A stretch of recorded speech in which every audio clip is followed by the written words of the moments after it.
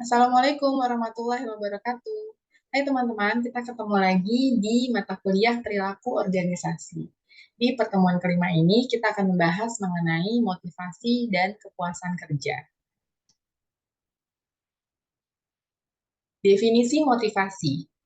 Motivasi adalah aktivitas perilaku yang bekerja dalam usaha memenuhi kebutuhan-kebutuhan yang diinginkan.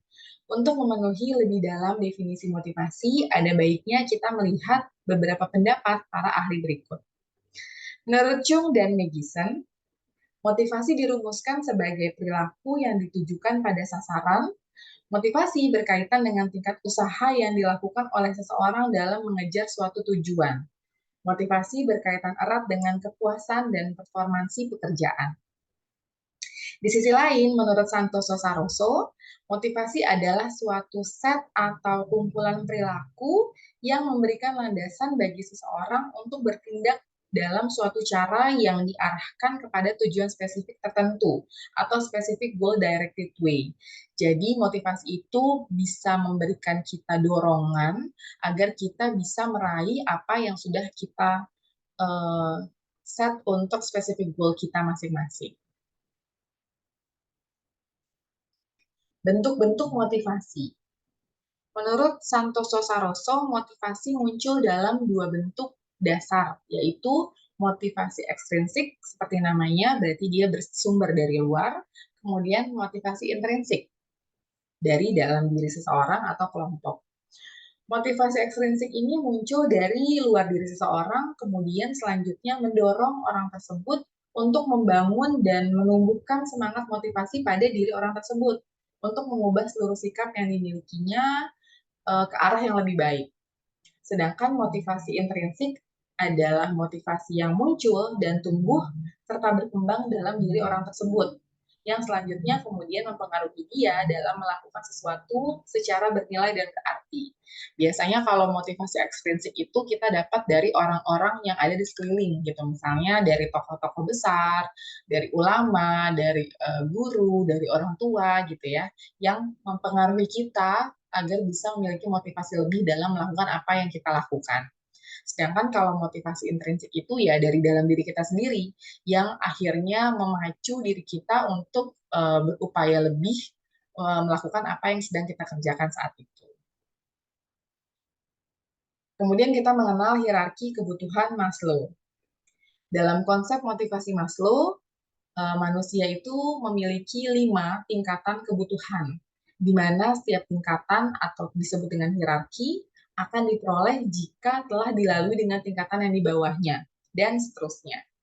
Nah, hierarki kebutuhan Maslow tersebut kita bisa lihat pada gambar berikut. Jadi di hierarki pertama ada psychological needs, kemudian di hierarki kedua ada safety and security needs, di hierarki ketiga ada social needs, di hierarki keempat ada esteem needs, dan di hierarki kelima ada self-actualization. Kalau psychological needs ini adalah kebutuhan yang paling dasar yang harus dipenuhi oleh seorang individu. Kebutuhan tersebut mencakup sandang, pangan, papan, gitu ya. Contohnya misalnya makanan, kita butuh minuman, kita butuh rumah, kita butuh istirahat untuk menjaga kesehatan kita. Kemudian kita juga butuh berobat jika kita sakit, gitu ya. Itu adalah psychological needs. Kemudian di hierarki yang kedua ada safety and security needs. Ini adalah kebutuhan yang diperoleh setelah kita bisa memenuhi kebutuhan di hierarki pertama. Jadi kalau kebutuhan di hierarki pertama sudah komplit kita penuhi, kita dapat gitu, baru kita bisa merasa membutuhkan di hierarki yang kedua ini, yaitu safety and security needs. Pada kebutuhan tahap kedua ini, seorang individu memungkinkan keinginan terpenuhinya rasa keamanan, gitu ya, kebutuhan rasa aman dan terpenuhi itu bisa berbentuk seperti misalnya keamanan dalam tempat tinggalnya, atau kondisi kerja yang menyenangkan, termasuk memiliki pimpinan yang aspiratif, yang transformatif, yang tidak diktator gitu misalnya. Atau karyawan yang bekerja kemudian mampu menyisihkan gajinya untuk ditabung. Nah, itu adalah contoh-contoh dari kebutuhan di hierarki kedua, yaitu safety and security needs. Kemudian ada social needs di hierarki ketiga.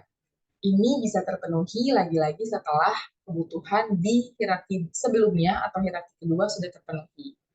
Pada kebutuhan ini mencakup perasaan seseorang seperti termilikinya cinta, sayang, kemudian keluarga yang bahagia, kemudian mungkin menikah, memiliki teman, memiliki komunitas gitu ya. Ya, social needs ini memperlihatkan seseorang membutuhkan pengakuan dan penghormatan dari orang lain. Kemudian ada esteem needs. Ini adalah kebutuhan keempat yang dipenuhi setelah kebutuhan ketiga tadi terpenuhi. Kebutuhan ini mencakup pada keinginan untuk memperoleh harga diri. Harga diri atau respect diri ini tergantung pada keinginan akan kekuatan, kompetensi, kebebasan, dan kemandirian. Ini juga terkait dengan achievement, motivation, dorongan untuk berprestasi. Nah, di tahapan ini, seseorang memiliki keinginan kuat untuk memperlihatkan prestasi yang dimilikinya. Kemudian prestasi tersebut diinginkan juga oleh orang lain, diakui, dan dihargai oleh orang lain akan prestasi yang dimilikinya tersebut. Itu adalah esteem needs. Kemudian hierarki yang terakhir adalah self-actualization. Ini adalah kebutuhan tertinggi di dalam teori Maslow. Nah, di tahapan ini seseorang ingin terpenuhinya keinginan untuk aktualisasi diri, yaitu ingin menggunakan potensi yang dimiliki dan mengaktualisasikannya dalam bentuk pengembangan dirinya. Kondisi seperti ini teraplikasi dalam bentuk pekerjaan yang ia jalani yang sudah jauh lebih dari hanya sekedar rutinitas, namun lebih menantang, kemudian lebih membutuhkan kreatif tingkat tinggi. Kemudian nanti karyanya yang dihasilkan itu dianggap luar biasa serta sangat patut untuk dihargai. Nah, itu udah di level self-actualization.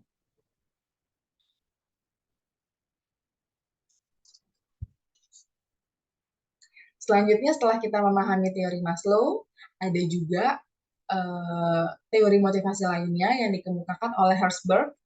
Nah, Herzberg dalam mengemukakan teori motivasinya ini bertumpu pada sisi kajian, yaitu motivation factors sama hygiene factors. Dalam motivasi faktor ini, ada yang harus diingat dan dimengerti. Faktor yang mempengaruhi tingkat kepuasan bekerja berdasarkan pemenuhan kebutuhan tingkat tinggi, seperti pencapaian, penghargaan, tanggung jawab, kemudian peluang untuk bertumbuh, gitu ya. Kemudian lebih jauh lagi, menurut Herzberg, yang tergolong sebagai faktor motivasional ini antara lain ialah pekerjaan seseorang, kemudian keberhasilan yang diraih, kesempatan untuk bertumbuh, kemajuan dalam karir, dan juga pengakuan diri dari orang lain. Lalu yang kedua ada hygiene factors. Ini melihat bagaimana kondisi kerjanya, lingkungan kerja, dan sejenisnya yang memiliki pengaruh dalam mendorong seseorang untuk memiliki motivasi kuat dalam membangun semangat kerjanya. Kedua motivasi ini mampu memberikan pengaruh pada pembangunan motivasi di diri orang. Secara umum banyak pihak yang mengenal teori Herzberg ini dengan nama teori motivation hygiene.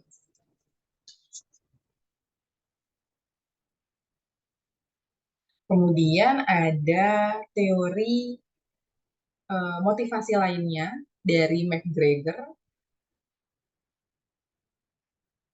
McGregor melalui teorinya ini berusaha menonjolkan sisi peranan sentral yang dimainkan manusia dalam organisasi dengan menempatkan beberapa aspek penting yang berhasil disadap dari hakikat manusia itu sendiri. Nah, pada konsep teori X dan Y yang disebut oleh McGregor ini memberi rekomendasi tentang tipe manusia itu dibagi menjadi dua kategori. Teori manusia dengan posisi teori X adalah cenderung memiliki motivasi rendah dan malas dalam berjuang untuk kemajuan hidupnya. Sedangkan tipe manusia dengan posisi teori Y adalah cenderung memiliki motivasi tinggi dan senang dalam berjuang untuk kemajuan hidupnya. Kalau mau kita berikan contoh gitu di aplikasi kehidupan, misalnya nih kalau orang-orang yang bekerja menginginkan pekerjaan yang ringan, kemudian santai, tapi memiliki penghasilan tinggi. Nah, ini adalah orang-orang yang masuk ke dalam kategori teori X. Sebaliknya, kalau karyawan yang bekerja mengedepankan keseriusan, ketelitian gitu ya, kemudian termasuk menyukai pekerjaan yang tidak monoton, yang berbeda dari hari ke hari, kemudian dia artinya menyukai tantangan, nah itu dia masuk ke dalam kategori teori Y. Atau contoh lainnya misalnya ketika seseorang menghadapi masalah tuh cepat gugup, gusar, pusing, karena mentalitasnya bukan mentalitas yang siap menghadapi risiko, itu biasanya masuk ke dalam teori X. Lalu ketika orang memiliki pembawaan sifat yang tenang, stabil, kalau menghadapi masalah, terus cenderung mengambil keputusan yang tidak gegabah, berpikir secara tenang, nah dia masuk dalam kategori teori Y.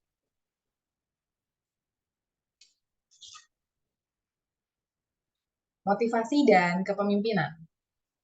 Pemimpin di suatu organisasi memiliki peran kuat dalam membangun dan menumbuhkan semangat motivasi di kalangan karyawan. Pemberian semangat motivasi setiap individu itu berbeda-beda, dan semua itu bisa disesuaikan dengan keadaan dan kondisi di mana individu tersebut berada. Seorang pimpinan yang bijaksana tidak akan melakukan pemaksaan konsep motivasi kepada para karyawannya di luar batas kemampuan para karyawan yang bersangkutan. Karena dasar dari pemahaman motivasi adalah menghargai proses tercapainya tujuan-tujuan yang diharapkan. Pemimpin menyadari dengan memiliki karyawan yang berkualitas serta bermotivasi tinggi dalam bekerja adalah sebuah aset yang bernilai tinggi. Namun sekarang permasalahannya akan timbul jika seandainya karyawan yang berkualitas tersebut sering meninggalkan tempat kerja. Dan ini dilakukan salah satu alasan yang paling utama adalah disebabkan karena gaji di perusahaan tersebut yang tidak mencukupi dan ia harus berusaha mencari pendapatan tambahan di luar. Maka persoalan akan timbul bagi pimpinan adalah ketika ia mengeluarkan karyawan tersebut, yang artinya jika itu dilakukan dibutuhkan adanya biaya dan waktu untuk merekrut kembali karyawan baru sebagai penggantinya ya yang memiliki kualitas kerja seperti karyawan tersebut. Ditambah biaya pelatihan yang harus diberikan kepada karyawan baru sebelum memiliki uh, pengalaman untuk bekerja di perusahaan tersebut. Jadi untuk mempersiapkan agar bisa siap bekerja kan kita harus melakukan training ya kepada karyawan-karyawan baru.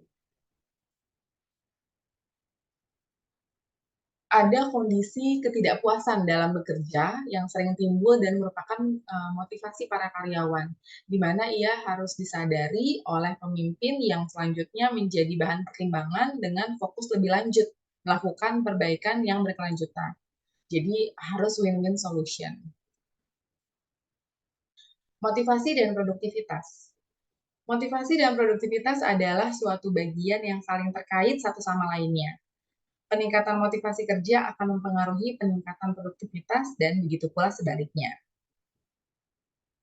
Produktivitas dalam Kohler's Dictionary for Accountant 1983 dikutip dari Mulyono tahun 1993 didefinisikan sebagai hasil yang didapat dari proses produksi dengan menggunakan satu atau lebih faktor produksi.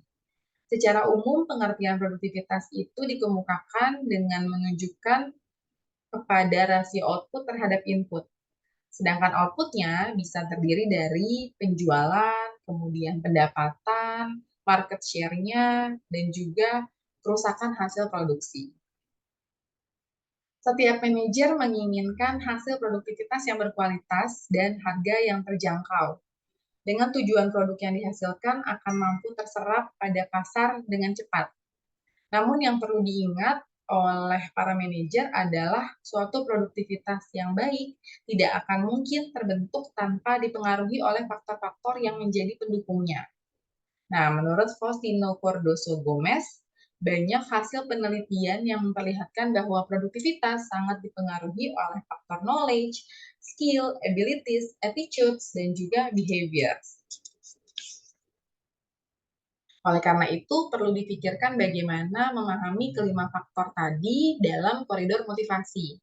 Bahwa lingkungan kerja memiliki pengaruh dalam mendorong untuk menumbuhkan pengembangan knowledge, skill, abilities, attitude, dan juga behaviors. Motivasi dan utang. Ada banyak penelitian dan analisis yang dikemukakan oleh banyak pihak bahwa utang bisa mempengaruhi seseorang untuk memiliki motivasi tinggi dalam bekerja, dan begitu pula sebaliknya. Kondisi ini timbul disebabkan oleh adanya tekanan. Ketika orang bekerja di bawah tekanan atau under pressure, maka ia harus berjuang dengan kuat untuk melunaskan pinjaman tersebut, termasuk tentunya membayar angsuran utang tersebut setiap bulannya. Dan jika ia tidak bisa membayarnya, maka akan ada sanksi yang akan diterima, termasuk reputasinya sebagai pebisnis akan turun karena bermasalah dengan utang. Atas dasar kondisi dan situasi seperti ini, maka banyak dari mereka yang mempergunakan sumber dana yang bersumber dari pinjaman untuk bersikap membangun motivasi yang tinggi dalam bekerja, dengan tujuan agar mampu membayar setiap kewajibannya secara tepat waktu. Jadi dia melakukan pinjaman justru untuk memotivasi dirinya dalam bekerja. Nah, jika kewajiban tersebut mampu dibayar selalu dalam keadaan tepat waktu, maka memungkinkan diperolehnya tambahan dana lebih jika mengajukan tambahan atau pinjaman baru di kemudian hari. Karena dianggap yang bersangkutan disiplin dan mampu memenuhi janjinya, serta memiliki motivasi tinggi dalam membangun diri. Baik, itu tadi materi yang bisa disampaikan dalam pertemuan kelima ini. Terima kasih yang sudah mendengarkan. Assalamualaikum warahmatullahi wabarakatuh.